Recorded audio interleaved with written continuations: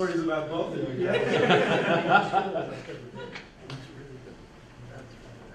So this is going to be a very different perspective on this problem. This is going to be the perspective of an estuarine scientist who works in this place in San Francisco Bay, and my perspective looking through outside the Golden Gate into this coastal upwelling system. So I've been observing San Francisco Bay for a long time, and early in our studies of the Bay, I wondered about this. I wondered about the effects of this coastal upwelling system on San Francisco Bay. And what I can tell you is that we haven't made great progress towards answering that question. We've made kind of slow, gradual, incremental progress towards answering this question. I think that if we had a coupled hydrodynamic biogeochemical model of San Francisco Bay that we could couple to the model that Chris is using, we could really speed up the learning process, but we don't have that yet. So I'm going to show a lot of observations, many of which I don't understand, but they're related to this theme of connectivity between the coastal upwelling system and San Francisco Bay as an example of an estuary that's situated in a boundary current, an upwelling boundary current. So the first thing that I want to point out is that there are physical mechanisms of connectivity between the coastal upwelling system and estuaries along the west coast. So these are trajectories of little drifters, daisies, that were dropped in the ocean and in the bay in an experiment in the late 1960s. It might have been one of the first experiments ever done in San Francisco Bay by John Conamos, who's now retired from the USGS.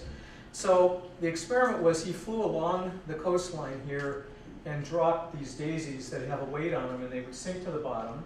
And then he also dropped daisies that didn't have the weight and floated on the surface. So here are trajectories of these daisies that were dropped in the coastal ocean.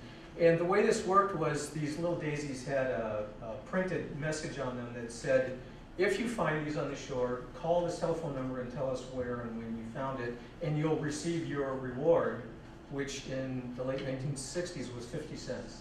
So I don't know how many hundreds of these daisies he recovered, but the point is that there's a connectivity of bottom waters between the Gulf of the Farallones and San Francisco Bay that's driven by the density difference between the low salinity bay and the higher salinity oceanic system. And so there are a number of physical processes that can connect bays like San Francisco Bay to this upwelling system. One of them is this density-driven transport, and tidal dispersion is another really important process. I mean, the currents are pretty strong under the Golden Gate. The tidal excursion is on the order of 10 to 15 kilometers, and so there are a couple of physical mechanisms that connect this bay to this coastal ocean system. So let me show you some observations that kind of incrementally are building a knowledge of connectivity between the coastal ocean and San Francisco Bay. So in our program, we do regular cruises from the extreme lower South Bay through the Central Bay, up into San Pablo Bay, and up into the Delta, at least once a month. And then we show these sectional plots. So these are contour plots of chlorophyll concentration from the surface down to the bottom. This is the bottom topography you see here, and then along that transect. And I picked this cruise from May of 2006 because you can see in the Central Bay, northern South San Francisco Bay, San Pablo Bay region, this parcel of water that is high salinity, that is low temperature, and the pink here shows dissolved oxygen concentrations that are lower than 80% saturation.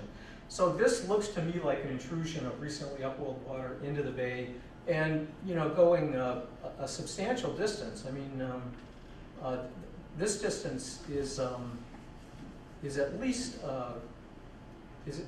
30 kilometers. This intrusion, and at first I thought that, well, maybe this is just a reflection of the fact that the water column is stratified, mixing is impeded, and this low dissolved oxygen is reflecting metabolism of organic matter in the bottom water. But if you plot on a salinity temperature plot, this bubble plot showing dissolved oxygen concentration where the size of the bubble represents the oxygen concentration and percent saturation, what we see is that the most extreme hypoxia, the lowest oxygen concentrations, are in the coldest, saltiest water in the bay.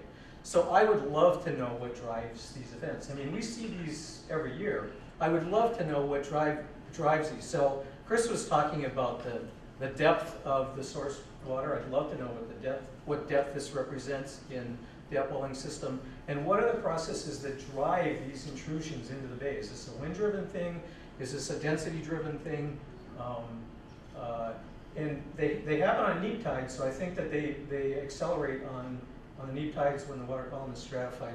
But I think it's an example of connectivity between San Francisco Bay and this upwelling system. But the source water is about 60 meters or so, right, in that general. For those numbers? No, the scale of coastal upwelling may vary by tens of meters, but it's in that 60-meter I think it's range. deeper, but what can you talk about it? Like, I think it's 60. Yeah, I think that's what the plots that you were showing suggested. No, Yeah. deeper, but anyway.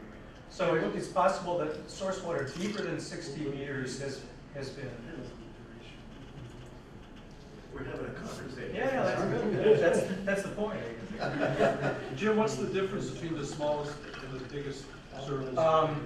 These are about 50% saturation, and these are slightly supersaturated. And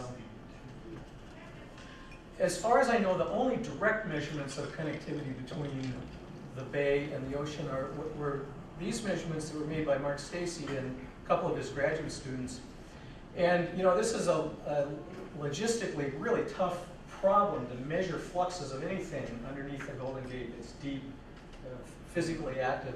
So they did a series of profiles across full tidal cycles where they measured current speeds and chlorophyll fluorescence across the entire cross-section underneath the Golden Gate during 3 seasons, and from those they calculated the net flux of chlorophyll between the Gulf of the Farallones and the bay, and they decomposed it into a couple of different dispersive type processes in the net advective transport. And during the summertime, they calculated a net influx of phytoplankton biomass as chlorophyll into the bay. So if there is going to be a net transport from the coastal ocean into the bay, this is when we'd expect it to happen during the upwelling season. And then during the spring and the fall, the bay is actually losing phytoplankton biomass to the coastal ocean. So here's direct evidence that the coastal ocean can be a source of phytoplankton biomass into the bay. Another kind of indirect piece of evidence of connectivity is when we look at the communities, the communities of phytoplankton in San Francisco Bay. So this is a summary of 600 samples that were analyzed microscopically, and this is the overall contribution to the cumulative biomass in all those samples by species. And this kind of reinforces the point that Chris made, is that most of the biomass is contributed by a small number of species. I think, and I mean, this looks like a coastal community. These are large diatoms, large dinoflagellates. I don't know how much overlap there is between the particular species. I think for some there is a lot of overlap. So the community inside San Francisco Bay looks very much like a coastal community. And I don't know if that's a reflection of the fact that the coastal ocean is continually, or not continually, but at least episodically inoculating the biomass, the populations inside the bay, or if this is this under a timer, I think? Or if this is a transport of resting stages of these species from the coastal ocean into the sediments of the bay that then develop. These are almost all species, I think, that produce resting stages of one kind or another. So here's an indirect piece of evidence of connectivity.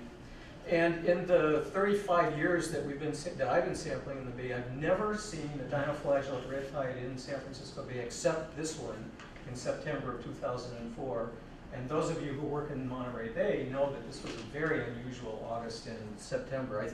And this was a nearly monospecific bloom of acacia wood. I think this used to be Gymnodinium splendens. Wasn't that what it was originally when you probably still call this Gymnodinium? Yeah. But it was, we've never seen anything like this. And this event in the bay was preceded by a bloom of this, and I think other dinoflagellates as well, right, Rafe? Mm-hmm. But this was an important contributor in August and September of 2004. So, it makes me wonder if this developed inside the bay during an atmospheric anomaly. 4 consecutive days of record high air temperature, completely stagnant atmospheric conditions, no winds, a neap tide. The water column became thermally stratified, and in this nutrient-rich habitat, that's the kind of condition that we would expect these strong swimming dinoflagellates to do well. So, I wonder if, to what extent can blooms that develop in the upwelling system serve as a seed population to trigger blooms inside San Francisco Bay? Here's an example of one that maybe that's what happened. Okay, most of what I'm going to talk about for the rest of this, for the rest of my time up here, is this question: what happens inside San Francisco Bay when upwelling intensifies? And I'm showing some time series here from about 1980 through 2010. So this is about when we started seriously measuring phytoplankton dynamics inside San Francisco Bay. So this is the upwelling, the annual mean upwelling index that NOAA calculates at 39 degrees latitude, the closest to the latitude of San Francisco Bay. So we can see that during the first 2 decades of our work in the Bay, this upwelling index was mostly below the average for this 30-year period. And then around 1999, there was a shift up to a positive. So upwelling has been stronger than average over this last decade. And a reflection of that, and probably other things, is lower than average sea surface temperature. This is annual mean surface temperature from Southeast Farallon Islands. And then both of these changes in the coastal ocean, surface temperature and upwelling, were synchronous with shifts in the 2 most important modes of climate variability across the North Pacific, both the Pacific Decadal Oscillation and the North Pacific Gyre Oscillation. So the first 2 decades of our study, the PDO was mostly in its positive phase, the NPGO was mostly in its negative phase, and then in 1999, both changed signs, and in the last decade, the NPGO has been mostly positive, the PDO mostly negative. And it looks like the changes that I'm going to show you that have taken place in San Francisco Bay track most closely the North Pacific Gyre Oscillation. So the second mode of atmospheric forcing of the North Pacific, this dipole system that intensifies the north to south winds that drive coastal upwelling. So I think these observations, these measurements of enhanced upwelling, while we've been in this pattern of atmospheric forcing of the North Pacific, is consistent. It makes sense. So this cold phase that Francisco was talking about, this last decade or so, the cold phase of the Northeast Pacific, is one associated with sign shifts in both the Pacific Decadal Oscillation and the NPGO. Okay, so when this shift happened in 1999, we observed a suite of changes inside San Francisco Bay. And so I just want to show those. I just want to show the suite of changes. And the first one happened the first event that happened that caught our attention was in October of 1999. So San Francisco Bay is a place that has a spring diatom bloom, and then the remainder of the year phytoplankton biomass is low. And we never see summer or autumn or winter blooms in San Francisco Bay. And that changed in October of 1999. So these are box plots showing all of the summarizing all of the chlorophyll measurements that we've made in this transect in South San Francisco Bay during the months, I think it was August through December. So you see that the chlorophyll concentrations characteristically are only a couple of milligrams per cubic meter, never anything greater than 10. And in October of 1999, we saw this, this unusual autumn bloom. And then the following year, we saw even larger blooms in November and December, and they've been recurrent. These secondary blooms have been recurrent. So there has been a change in the seasonal pattern, whereas the bay used to have a spring bloom and that was it. It now has a spring bloom and secondary blooms during other months of the year. This top plot is a plot of annual average chlorophyll for the months July through December, the second half of the year, the warm season. So you can see that during the first 2 decades of our study, these are pretty small chlorophyll concentrations in the range of 2 to 3, and then this steady increase after 1999. So there's been a 3-fold increase in phytoplankton biomass chlorophyll during the second half of the year. Now, Chris asked earlier about grazing control, and San Francisco is a place where phytoplankton biomass accumulation is strongly controlled by these grazers, by bivalve suspension feeders. And early on in 1980, we calculated that this community can filter a volume of water equal to the volume of water in the bay every day during the summertime. So most of the phytoplankton production in this bay doesn't go to copepods, it goes into bivalve suspension feeders, clams and mussels. But this increase of overall phytoplankton biomass, especially during the warm season, coincided with a mysterious disappearance of the clams. So in 1999, my colleagues who sample the benthic invertebrate community and since is having a difficult time finding living clams and mussels in San Francisco Bay. So we think these changes in the seasonal pattern, it's probably a good thing that this is on a timer because it's nudging me to. We think that these seasonal changes and changes in the overall biomass are the result of essentially elimination of this grazing control by the important grazers in the bay. So the question now is, what the heck happened in 1999 that this important biological community virtually disappeared from the bay, and this function that it provides, this function of preventing biomass from accumulating even in this very high nutrient system. And I'm going to show you what we're thinking about that. Here's a summary of the cumulative record of chlorophyll broken into 2 eras. These kind of reddish box plots are the January distributions of chlorophyll prior to 1999, and these kind of turquoise box plots are the distribution of chlorophyll after 1999. And you can see that for every month the chlorophyll on average is higher now than it was in the earlier decades, and particularly during the warm season. And this is the season when the bivalves had their greatest effect. So every month of the year has higher chlorophyll concentrations now than prior to this climate shift across the North Pacific. And when we calculate gross primary production for the months July through December, the second half of the year, there's been this shift up in gross primary production from values in the range of, between 40 and say 70 to values now that are exceeding 120 for these 6 grams of carbon per square meter per year during these seasons. So about a 3-fold increase in primary production during the second half of the year.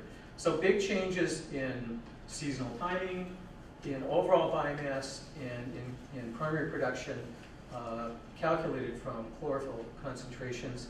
And then there have been changes in phytoplankton species. So let me show you 2 examples.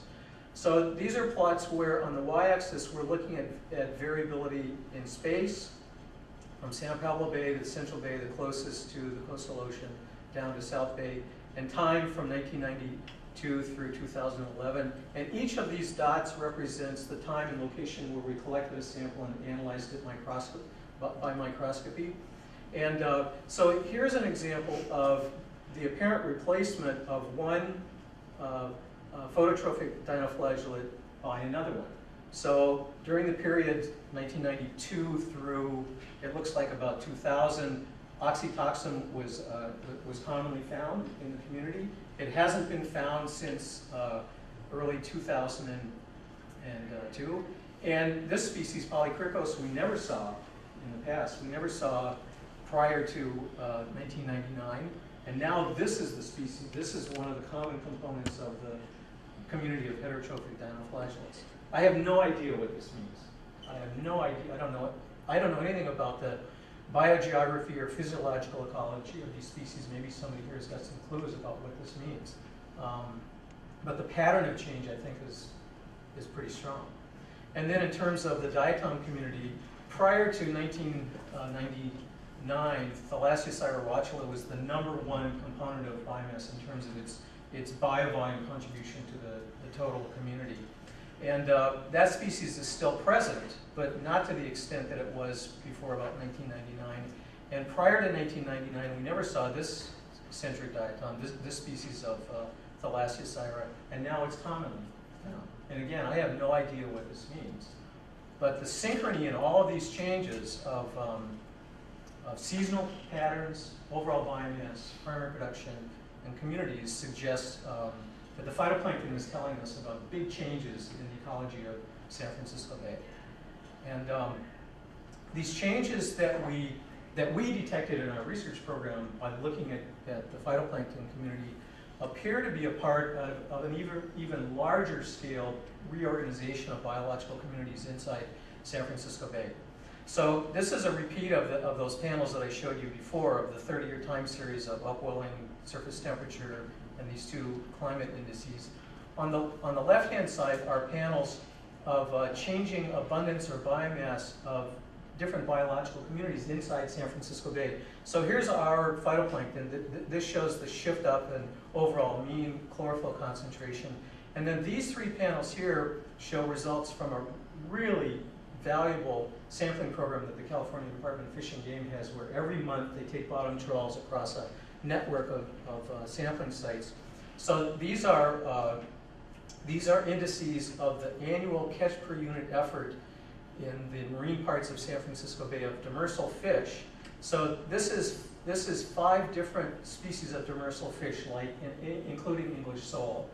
And then here we see shifts in the catch per unit effort of 3 different species of crabs, including Benjamin's crab, and 2 different species of shrimp.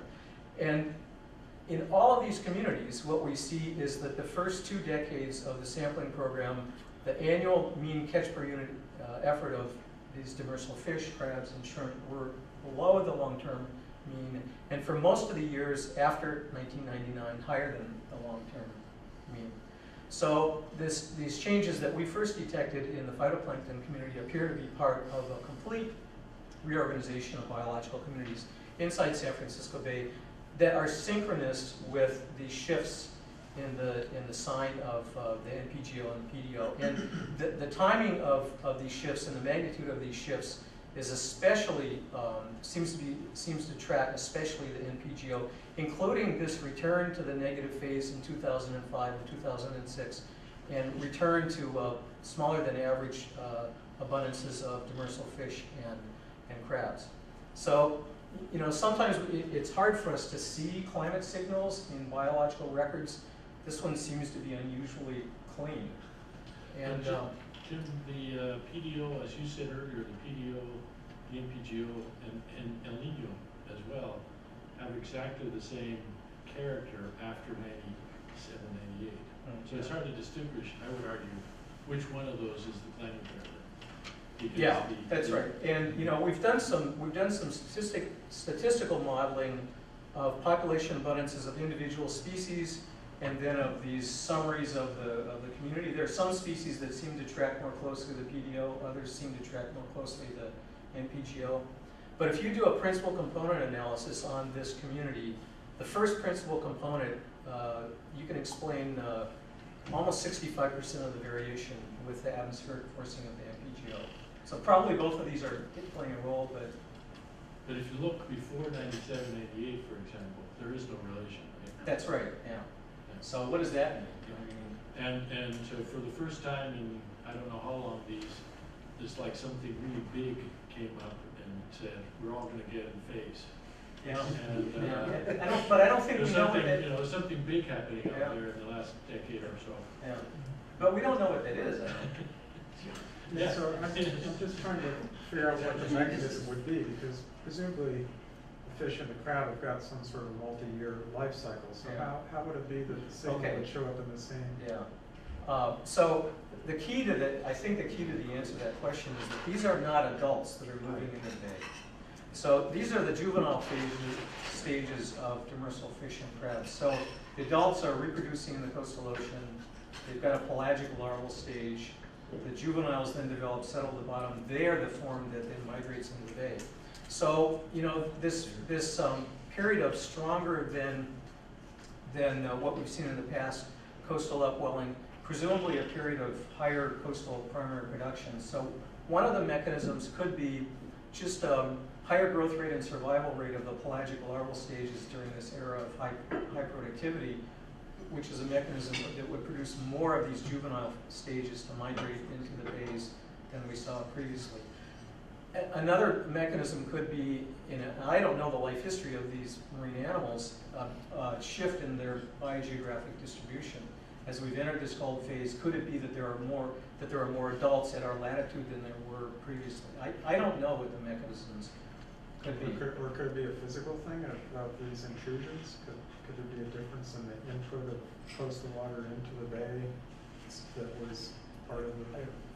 If we understood what drives those intrusions better, I think we'd, yeah, so what does a physical oceanographer say? Well, no, I don't have an answer, but I guess I was thinking about atmospheric teleconnections, but maybe is it obvious that this is a bay estuary exchange issue, or could this be an ecosystem response to changing precipitation in the 98 La Nina, El Nino, La Nina period that then is sustained for some period of time? So there are no changes in precipitation or salinity in the two eras.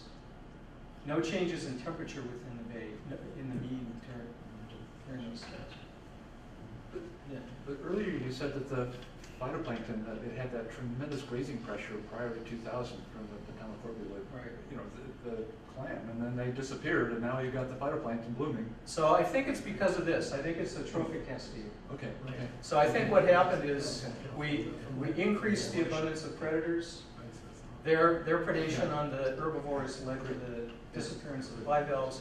That released the grazing control and the phytoplankton and allowed some of their biomass to shift up. But, you know, we don't really know what's driving these, but this is a plausible explanation of what's going on. The problem is that we don't have any of the processes measured. We don't have, you know, we're not measuring immigration rates of these juvenile stages into the bay. We're not measuring grazing rates. We're not measuring the reproduction rate of the adults in the coast. None of these processes are being measured. All we can do is kind of patch together the data and try to speculate on what's driving this. But it's clear that there's a big signal of change, and it's synchronous with these changes in atmospheric forcing across these. And Jim, there's one signal that's correlated with El Nino and La Nina in the water that's coming along the coast, and that's the red crabs, I forgot the name of it. Fluorocondus. Yeah, and almost one of the first signals for that El Nino has had an effect on the California coast when you see these red crabs coming up, because they're normally off Baja California. So if that's happening with one species, probably could be happening with lots of other things too. But they're not as obvious as a red crab. So is that a species that you would associate with warm water? Is that a lower latitude? Yeah, it's lower latitude. So then what happens in La Niñas? Does it then migrate south? Or to back to its ordinary place, I don't know. I only know what that happens in El Nino. Okay. So in terms of, Jim? yeah. When Steve was going to ask something, what were you going to ask? Oh, I was just wondering if you make anything out of the fact that there was a step change in the clams. They just crashed and disappeared, but the primary producers are ramping up year after year. You know, it's another question. I don't have the answer to that. But I think there are probably multiple processes that are going on here that are driving changes in the phytoplankton. And one of them is this. You know, this is an analysis using satellite imagery to calculate primary production along the coast, showing the significant increase of chlorophyll along the coast at the, you know, along this transect, not far from San Francisco Bay. The red dots here represent locations where the trend of chlorophyll-derived primary production from 97 to 2008 is significantly positive. So significant increases of chlorophyll-derived primary production along the coast. So another process could be this, that the coastal ocean is becoming a larger source of phytoplankton biomass to the bay. So that's what I think is kind of intriguing about this. We're talking about the shift up in upwelling intensity, there could be several mechanisms through which that propagates into the bay. One is this direct process. The ocean is just a bigger source of phytoplankton biomass in the bay. The other is through this trophic cascade. So increased production of predators leading to decreased abundance of the herbivores, releasing grazing pressure. So probably there are multiple things going on. Jim, is the nutrient source so small that you ignore that? I mean, the thermocline's shallower. You're getting other elements. Are there certain things? Any nutrition of some sort for the phytoplankton that's coming in? You know, the source of nutrients to San Francisco Bay is sewage, treated sewage. It just overwhelms. Well, that's what I was. Are there other things that maybe? Yes, there There's some are. flushing. And I have no idea whether this has any correlation, but we have had a home overlooking the San Francisco Bay on and off for the last 20 plus years. And I remember when you could see across the bay, and now less so. And what is it, 10 to 15% of the pollution, the air pollution over San Francisco Bay Area comes from China? I mean, it's important, but I think that's, I believe it's marginal. yeah. But I hate to say this it's because not- I'm actually a big proponent of atmospheric nitrogen Well, it's not inputs, even- but I it's not think just- from the, It's not just China, it's that we have so much smog so continuously. yeah, but you have a lot of onshore winds, and the winds are mainly coming off the ocean. So the input, I think, is going to be pretty small relative to what Jim's talking about. I don't think any of these changes are related to nutrients because the bay has such high nutrient concentrations. But is that nutrient ammonia or nitrate? Well, Listen, now it's I have a map. now it's That changed. I mean, now it's mostly nitrate. It's coming in at, as a higher percentage ammonium than nitrate, but if you measure in the bay, it's mostly nitrate. And in the lower part of the bay, they have a tertiary treatment, and the biggest discharger to the South Bay is it's mostly nitrate that is discharging now. What about phosphate and other silicate? I mean, the lowest phosphate concentrations we've ever seen are like 2 or 3 micromolar. And I can't believe there's iron limitation in there. No, it's The South Bay, Jim, the South Bay has become more nutrient limited, right? I mean, There are no trends of dissolved inorganic nitrogen or phosphate over the 30-year period. But what about the higher phytoplankton biomass? There's so much dissolved inorganic nitrogen and phosphorus that they haven't depleted it yet. And it's, it's the big concern that we've got now is what's the trajectory of this going to be? I mean, if they fully converted all of the dissolved inorganic nitrogen, we're probably going to have water quality problems in the bay.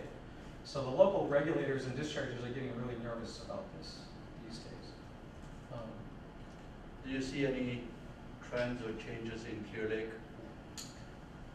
In Clear Lake, so any lake that is not directly associated with San Francisco Bay, do you see any trends in those water bodies yeah, that could tell you something about the connections to the? The problem with Clear Lake is it's not a good one to compare because it's dominated by cyanobacteria.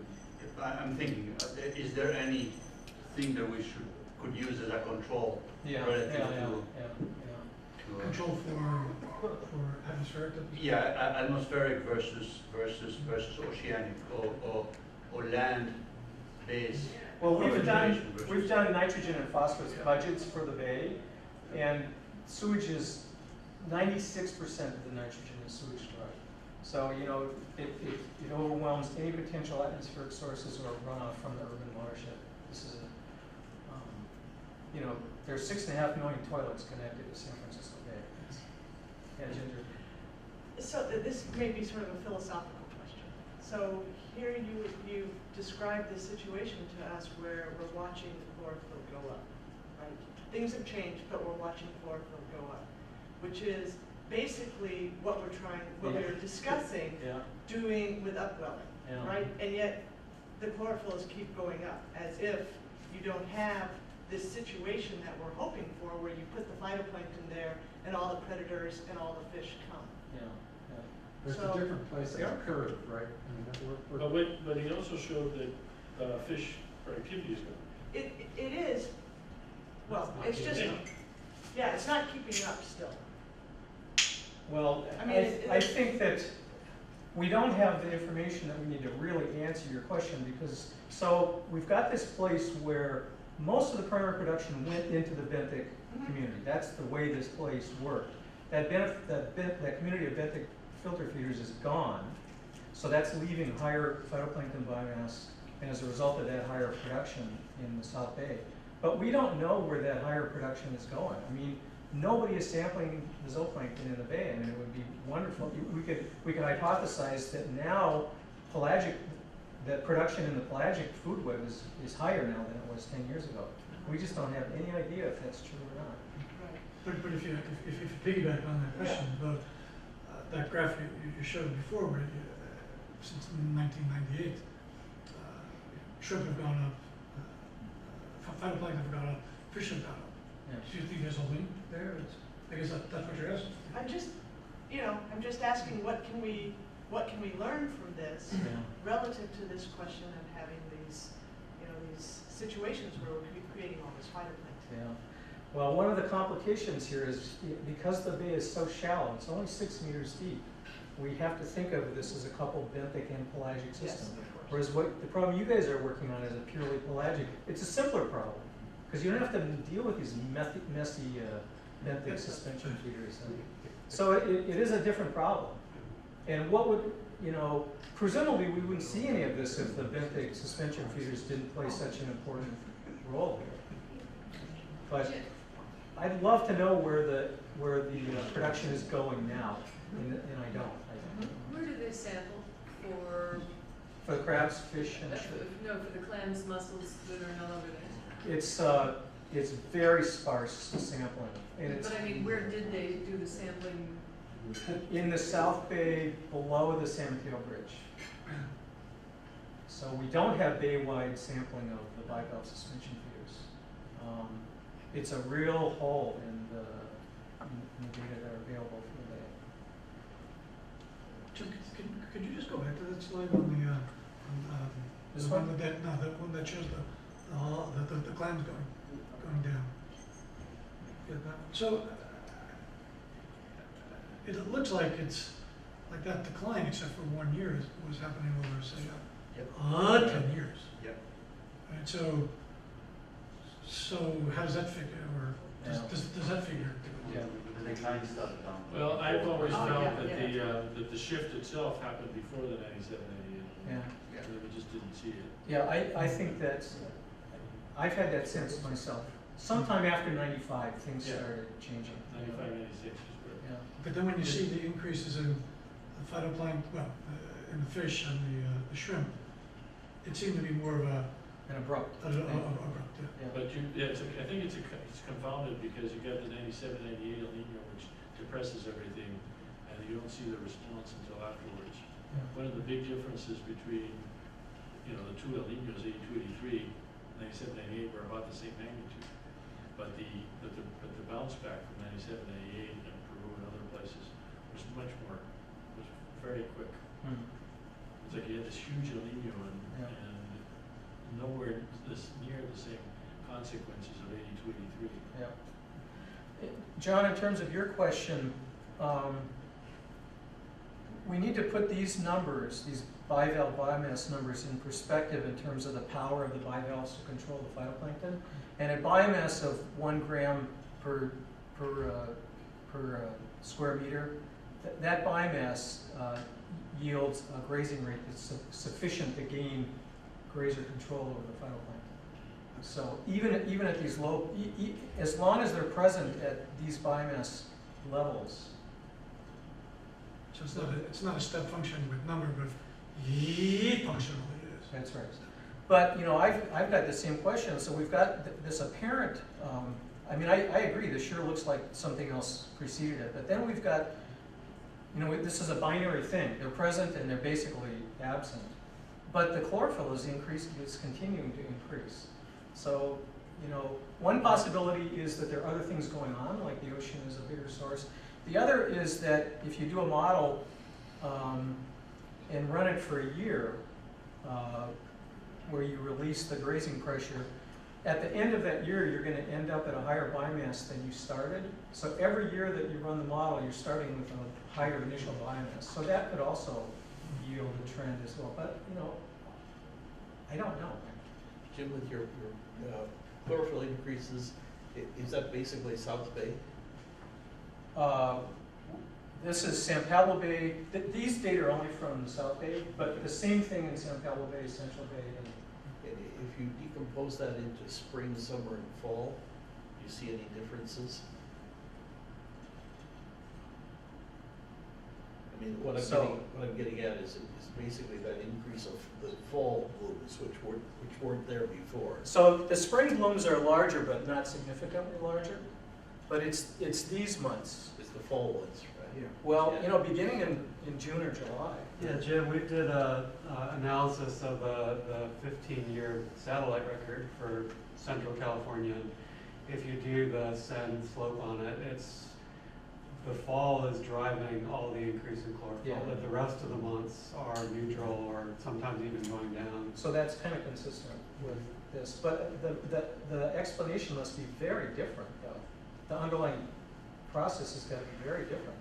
I mean, my interpretation of this is that this is when the clams were really having the biggest effect, because their biomass is building as the year progresses and the water is warming and their filtration rates are increasing.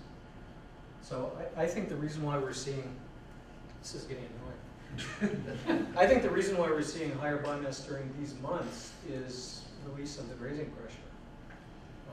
It could be, but that's also the period when the whole Central California area has been getting increasingly higher biomass. Okay, so it could be the combination of these two things, then.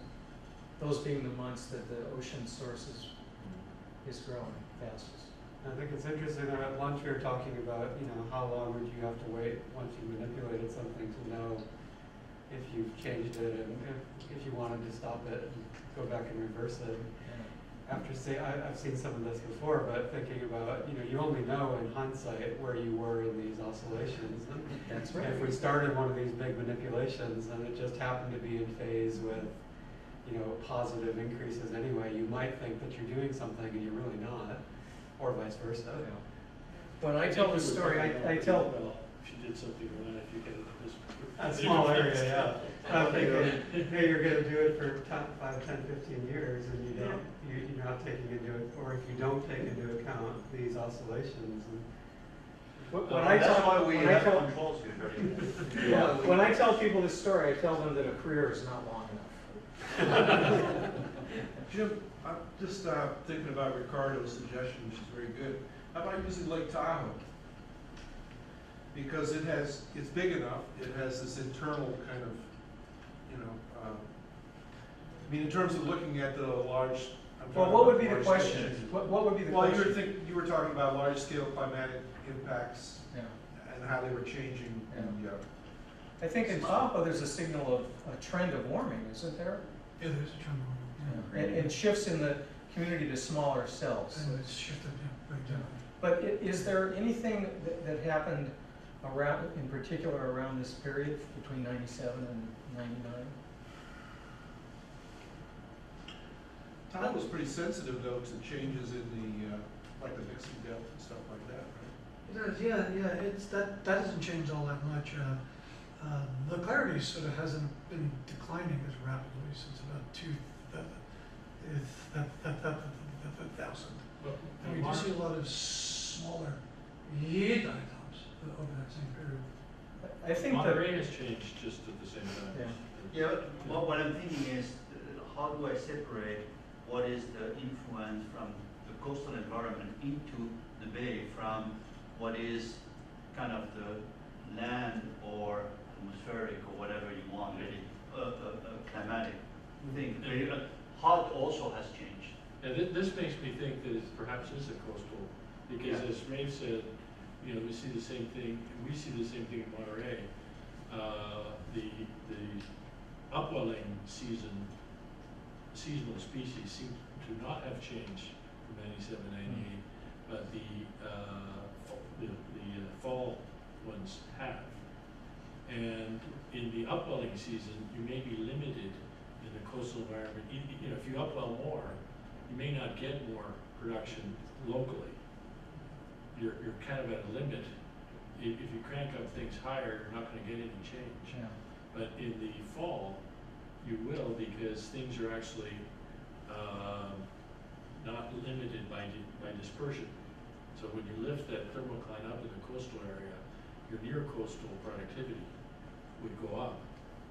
And it seems to be matching what you're seeing. So my hypothesis would be that it is a coastal influence, but I don't know how to break that. Yeah.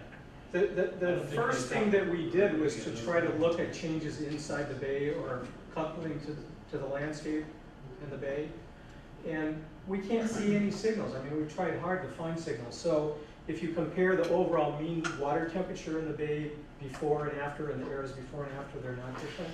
If you compare the mean precipitation in runoff and salinity, they're not different. But maybe we shouldn't be looking at the mean, we should be looking at the extremes. Maybe what is really changing is the extremes, and is the extremes what is driving your community structure rather than the mean. So I don't know.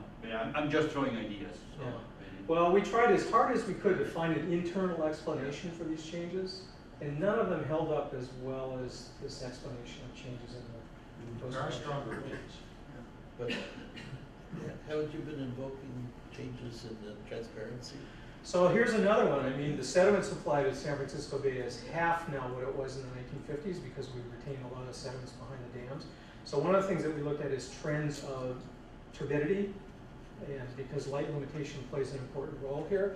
And there aren't significant changes in turbidity in the South Bay, but there are in the North Bay. So that could be a third factor that's going on. So,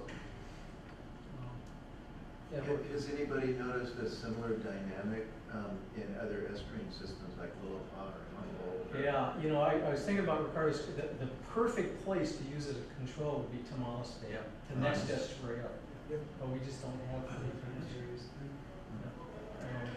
And I'm not sure that at the latitude of Willapa Bay that necessarily we would expect to see these kinds of changes that we're seeing in the Bay. I mean, I have the impression that that system, that at that latitude, the connection to the upwelling system is different than it is here. But It is connected. I saw talk about this a couple weeks ago. I'm going to show some results from Willapa Bay.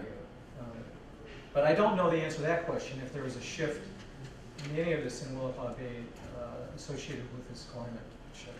So I'm just, Despite the shallowness of the bay, isn't it all possible the bottom level got anoxic, or has no, no, it has not. So there have been no changes. Well, there's a very, very slight trend of decreasing dissolved oxygen, but it's a minuscule trend, and we never see anything even close to hypoxia, other than during these intrusions of what I think is recently upwelled water. That's the only time, and those only persist for a short period of time. They don't persist for a week or anything like that. So I want to kind of walk. So that, you know, the theme here is food production, and I just looked at the California Department of Fish and Game catch statistics for Dungeness crab in Central California. I just thought it was intriguing that during this same period of time, there was a shift up in catch of adult Dungeness crab that began 3 years after the shift up in the juveniles inside the bay.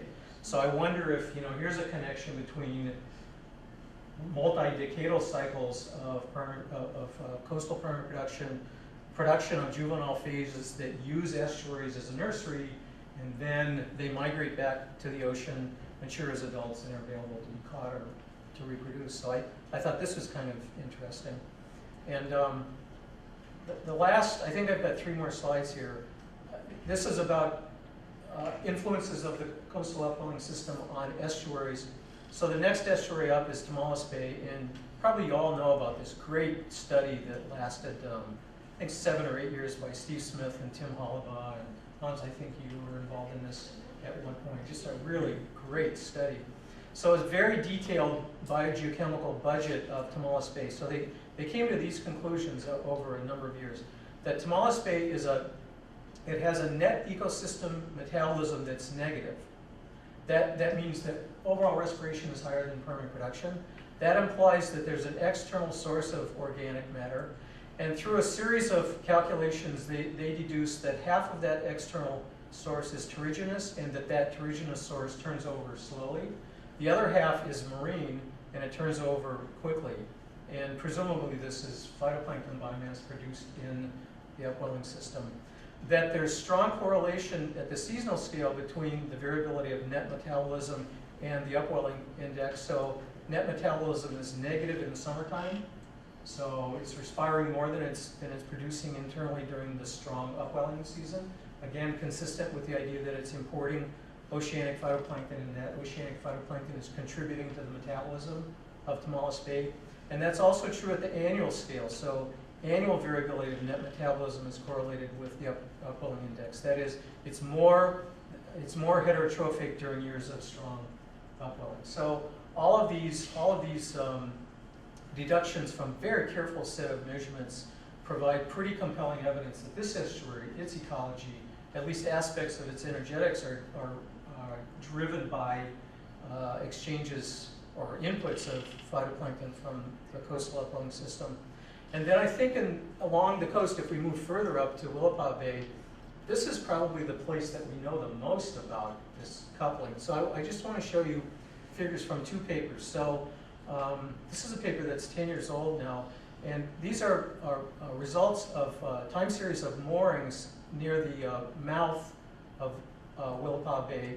And so you see the tidal oscillations. This is water elevation here. Chlorophyll fluorescence, and you see this tidal oscillation of chlorophyll fluorescence, and then the shift up on the flooding tide. So what would appear to be a bloom developing inside Willapa Bay that actually followed an upwelling event and then a relaxation event. And this is one of the reasons why I asked you this question, Chris. I mean, does the way this work is that during the upwelling phase, this high nutrient surface layer is being advected offshore, and during the relaxation phase, it's being advected shoreward, and at the mouth where it can then be advected in and out with the tidal currents. I think it has more to do with the Columbia River plume that is changing its direction based on the wind stress direction. Ken probably knows more about that than I do, but I think you'll have influences of nutrient transport when it's in the northward phase, and it'll be starved when it's in the southward phase. So there could be both aspects, but the proximity to Columbia comes to mind there. Okay.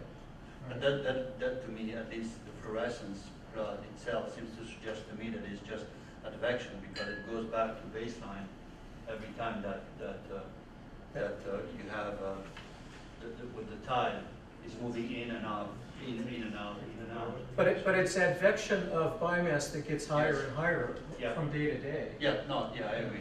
Yeah. But in terms of the baseline, so another really, really neat paper about Willapa Bay, in which Neil Banas and others used coupled field observations and this hydrodynamic biogeochemical model of Willapa Bay.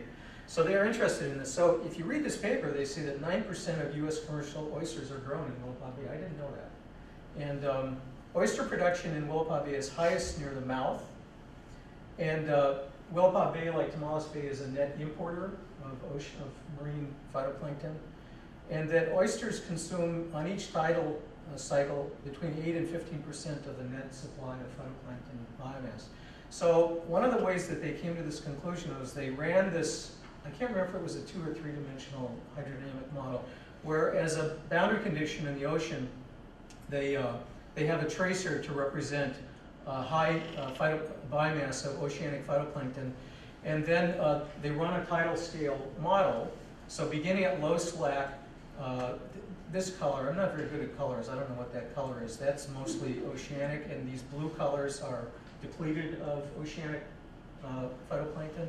So low slack, we've got this low, the inner part of the bay has low overall biomass, and then the flood tide accelerates, so we have advection of high marine phytoplankton biomass into the bay, and then by high slack, it's pretty much filled the bay. So, and then on ebb tide, we see the advection towards towards the mouth of this oceanic supply. And then they do a mass balance over a tidal cycle and calculate how much of the ocean injected phytoplankton biomass was consumed by oysters. And this is where they come to the conclusion that between 8 and 15% of net supply is consumed by oysters. So here's a case where we have production of phytoplankton biomass in the coastal upwelling system that's transported into a bay by tidal scale transport. A substantial fraction of that is consumed by oysters, which we harvest. So here's a case where we've got a coastal upwelling system where we're harvesting food inside a bay or estuary that has as its energetic base production in the adjacent upwelling system. So I'm just curious, you know, in addition to strategies of thinking about artificial upwelling, could another parallel strategy be one of taking better advantage of these kinds of bays that we can use as aquaculture sites and exploit the naturally produced phytoplankton biomass in the adjacent coastal upwelling system? So I'm done. Jim, I didn't hear you say anything about the typical circulation that is associated, at least in textbooks, with estuaries where most of the flow on the surface goes off and the flow underneath goes in. Is that completely overwhelmed by the tidal, or is there? No, I think that's real. So that's net. Now we're talking about tidally averaged net transport, and I think consistently the surface layer, when we calculate or estimate tidally averaged fluxes, it's from the bay to the coastal ocean in the surface layer. And then we've got this net import in the higher density. So this net import is coming in subsurface. That's right. I mean, that's what the mass balance calculation suggests. What's the depth of those layers? Well, it's I would say the thermocline is on the order of 5 to 8 meters. It's actually a halocline on the order of 5 to 8 meters. So it's a pretty 5 meters out, and then the rest of it underneath. Right. So it's a pretty shallow surface layer. Jim, what's the sort of the nutrient limitation status in the bay? I mean, it sounds like there's a lot there. Well, in the wintertime, a characteristic nitrate concentration is 40 to 70 micromolar, and phosphates 5 to 10 micromolar. But at the time when you're seeing, in the summer time, when you're thinking maybe that the plankton is coming in from the ocean? Nitrates would be 10 to 20 micromolar, and phosphates still 5 micromolar. So I mean, is there any reason to, I mean, I guess I'm wondering what, if there's that much there, how do I say this? If the nutrients are abundant there, why would one necessarily jump to the conclusion that this phytoplankton is coming in from the outside, except for the species, I guess? Well, if you look at the gradients, for example, you know, if there's a dispersion type process of exchange, if you look at the gradients, during much of the year, and especially during the upwelling season, the coastal ocean has higher phytoplankton biomass than the bay does. So just by looking at the shape of the gradient, if it's a dispersive type process, the ocean would have to be a source. Well, like a big, because when you're saying, I mean, there's always people there, there's always waste water. Well, when I first started working in South San Francisco Bay, you know, my background is marinology, and so I looked at it like a lake, and I looked at those nutrient concentrations, and I asked, why isn't this a green stinking mess? And there are at least 3 reasons. One is strong turbulent mixing by the tides, and it's shallow. The other is very high suspended sediment concentration, so the Secchi depth is 2 meters, a meter, you know. And the third is this just really strong grazing by bivalves. And so it's a combination of fast vertical mixing, light limitation, and fast grazing. And so, you know, if we convert all of those, if we converted the winter nutrient stocks into phytoplankton biomass, it would be a green stinking mess, and you can see why people are getting nervous about this. Just one quick question to follow up, is do the species that you see that are in the bay that are indicators of the ocean, do they last, or do they die off because they go into the bay and the conditions are different? I don't know why they would die off. Well, that was actually gonna be my question too, because I mean, we think about ecology of organisms, and Chris runs this model that basically selects for different species of phytoplankton based on nutrient selection criteria and light limiting. And if you're saying the phytoplankton community from outside the bay is being thrown into this stinking, mess of nutrients, you would think that they would not be the things that would respond. So, the response of those phytoplankton coming in might not be to grow more rapidly, it might be to senesce and die on things that are better adapted to grow. Yeah. So you're importing a community, so you're selecting for those that then can take advantage of the high nutrient concentration, and those are the ones that move. No, but that's not what the data really is, because the data is a species list of things that are found in the coastal ocean. That's what the marker is.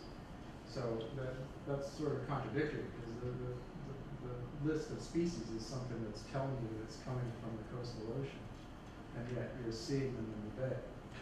There's no real selection. Conditions are not that unfavorable in the bay for these species. Except you get the light limitation and grazing pressure, but if you take that water from the bay and you carry it out into the Gulf of the Farallones, that water then, as soon as the sediment's out of it, that water just blooms like crazy out there in the Farallones, and then it's coming right back in too. So the growth is occurring right outside the bay in the ocean, and then it's just bringing it right back in. Where you've got the tremendous grazing pressure, you've got the light limitation from the mud and everything else. Yeah, but Ken, but isn't that, and maybe I'm wrong here, but that's a completely different mechanism than to say that it's upwelling in the ocean. That's not No, but the water coming from San Francisco Bay out into the Gulf of the Farallones chemically looks very much like upwelled water and is productive as all get out. And so and then it's mixing, and then heading back, and then it's a lot of it's heading back into the bay again. And you've got the productivity that's occurring, and the biomass is right outside the bay. If you showed that first slide, you in the summertime, and I have a slide too here, in the summertime, the Gulf of the Farallones is red as can be. It's really blooming. I mean, it's red in color in satellite images. That means it's green as can be. And that water is a real source for the bay. And not only is upwelling feeding it, but also the bay water is feeding it. John, if we incubate sediments from the bay in media, these species come up. The species that you're calling they're in the sediment. I mean, this is why we really need to know about resting stages and how important they are as inoculating these blooms when they do develop. But still, you put them in media. You put them in 40 micromolar nitrate. Is that what you use as media? Yeah. Okay. Don't come near my lab. A lot of people say. Why don't we take the other half of our break, get refresh and coffee or whatever, and then we'll have